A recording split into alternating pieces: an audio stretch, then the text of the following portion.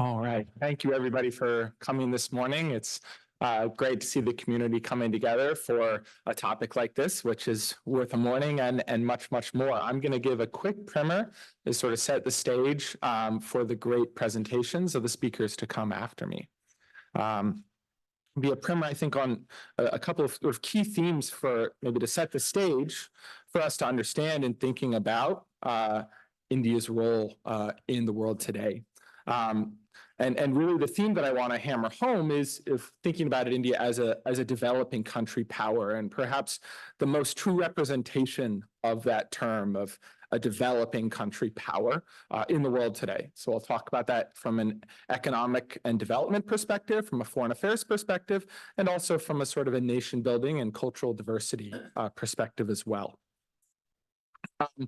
Just to the very basic start is to get everybody sort of on the same page. We have India right there, sort of to the southwest of the very large, or southeast, very large China, and the most important and powerful country within South Asia.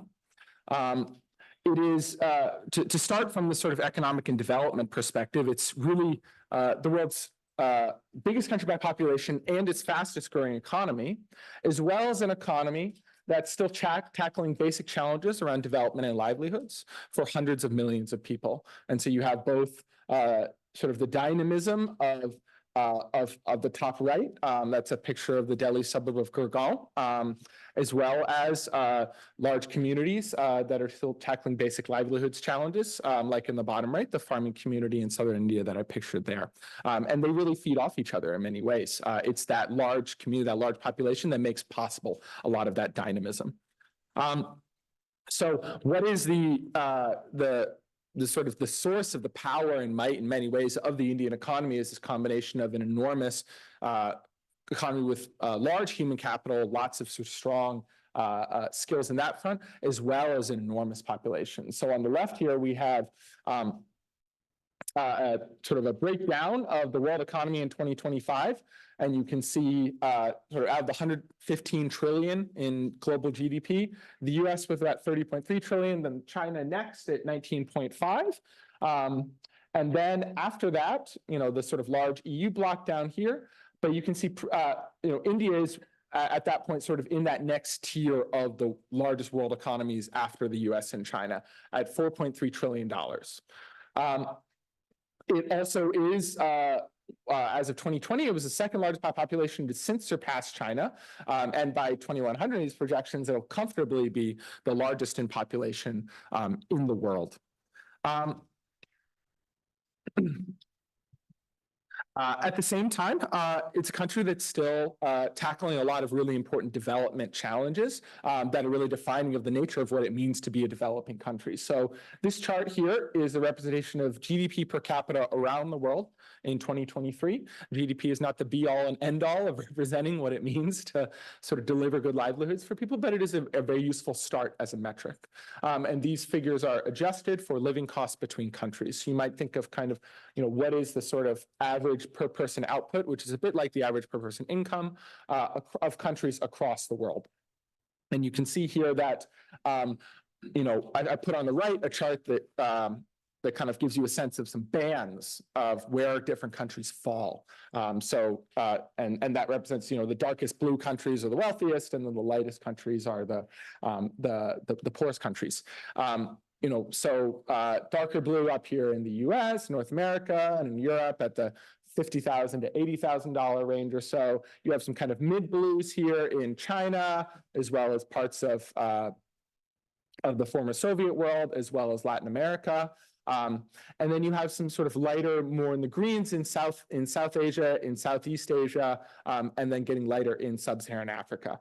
So this sort of puts some sort of full numbers on that, about $10,000 GDP per capita around roughly. I think it's 13 or so, 2023 for India, and about 12 or so for Vietnam. So still, the reason I put this up is to stress that when we think of the sort of great, powerful countries of the developing world outside of the US and European core, as we think of China, we maybe think of Brazil and Latin America, and those countries are, and it's important to understand that those countries are still significantly wealthier than India. India is early in its development journey in ways that create enormous possibility and progress for growth and drive the exceptional growth rates that we see in India today. And also put it in a different position in terms of what are the kinds of challenges that it's thinking about. This, I think, captures the same basic intuition. This is the Human Development Index, which is an index that takes GDP and puts it alongside other things we care about in life. Life expectancy, education standards, and you can see, again, a similar distribution in terms of those colors that I think give you a sort of a basic intuition for where different countries are falling. Moving on to the foreign affairs question. India is South Asia's most powerful player, though with rivals or challengers in some case on its doorstep in Pakistan and China, as well as a leading voice of the developing world's interests in international politics. South Asia is a complicated region from a security perspective.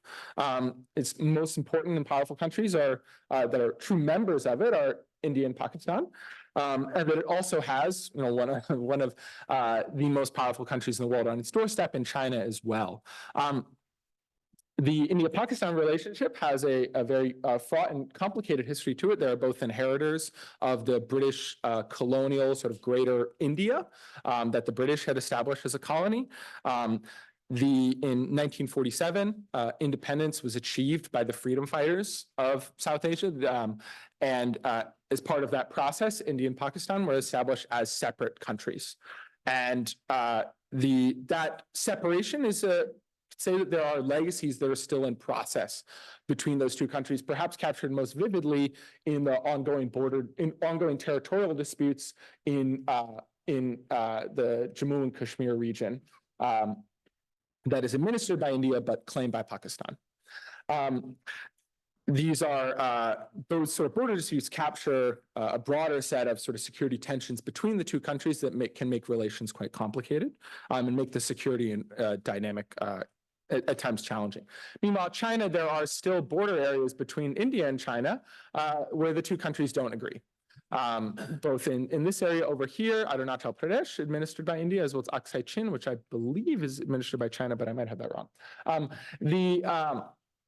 Those are also legacies from the colonial period. The British and the Chinese Empire at the time, the Qing Empire, didn't necessarily figure out where their borders were going to lie back in 1900 because nobody was really too worried about that. They're very, very remote areas. You can kind of see the geography of these areas up here. These are not places where many people live. It's high, elevated Himalayan plateau. But territory is territory, and countries care about territory. And so those areas have continued to be flashpoints in border tensions between the two for a long period that color the security relations. More generally, as China's enormous economic growth has happened over the past 30 years, it has become more of a challenger for economic influence in some of the other smaller countries of in some of the other smaller countries in South Asia, particularly Bangladesh, Nepal, and Sri Lanka, which is down at the bottom there, the island nation off the coast of India. All right. Moving on to the sort of international, outside of South Asia, the broader international realm, India has always been a staunch advocate for developing country interests, whether that's in trade negotiations. You can see there on the left, these are protests from, I believe, the mid-2010s, I want to say, or maybe the mid-2000s, over the provisions around farmers at the World Trade Organization. And farmers' interests have been an important piece of the way that India engages with the World Trade Organization and the global trade regime, because it still has about 30 to 40% of its population that's engaged in agriculture. That in a way that is shared with many other developing countries. That same sort of stance of being a leader of the developing world comes up in the BRICS summit. The BRICS is an abbreviation for Brazil, Russia, India, China, South Africa, probably the 5 most powerful countries of the developing world, and India is sort of been a member of that throughout that period. as well as in areas like climate, which is my particular area, where India has always been one of the most vocal advocates of the developing world position that emissions targets around managing climate change need to be reconciled with the needs of development. And so that developed split has always been a big part of those negotiations as developing countries are thinking about their basic needs for delivering livelihoods for their people. The last thing I'll say to wrap up before introducing our speaker is just to note the enormous sort of cultural and historical legacy and diversity that India inherits that really shapes its domestic politics as well as its engagement with the world today.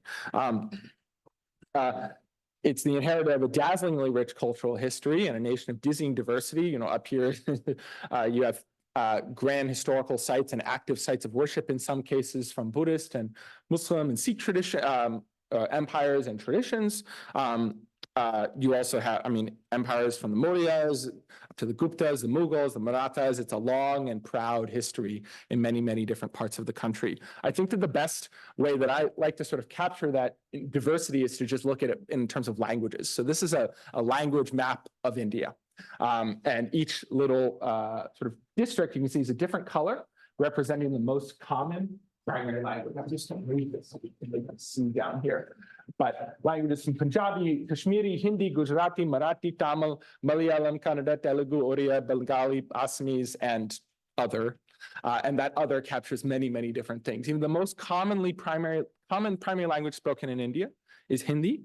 See up here, it's just 43% of the country as its primary language. Then another 8% with Bengali, and another 7% with Marathi. This is a really something that is, I think, defining of Indian politics today, and defining of the sort of the great challenge of building a powerful nation and a strong nation that can deliver for its people, while also respecting the many, many different worlds that people come from. And India's achievements on that are quite formidable. Just another nice way to represent that is just to look at the scripts. You can see all of these are different scripts used by widely written languages or widely used languages that have state official status within India. With that, I think I'm going to turn over to our keynote presenter, Dr. Satu Lamay. He's the Vice President of the East-West Center and the Director of the East-West Center in Washington. He created and directs the Asia Matters for America initiative and is the founding editor of the Asia Pacific Bulletin. He has a doctorate from Oxford University, where he was a George C. Marshall Scholar, and has published and written widely and briefed Congress and been an active and leader in Washington about how we engage with Asia more generally, including with India. So I'll turn it over to Dr. Lamay.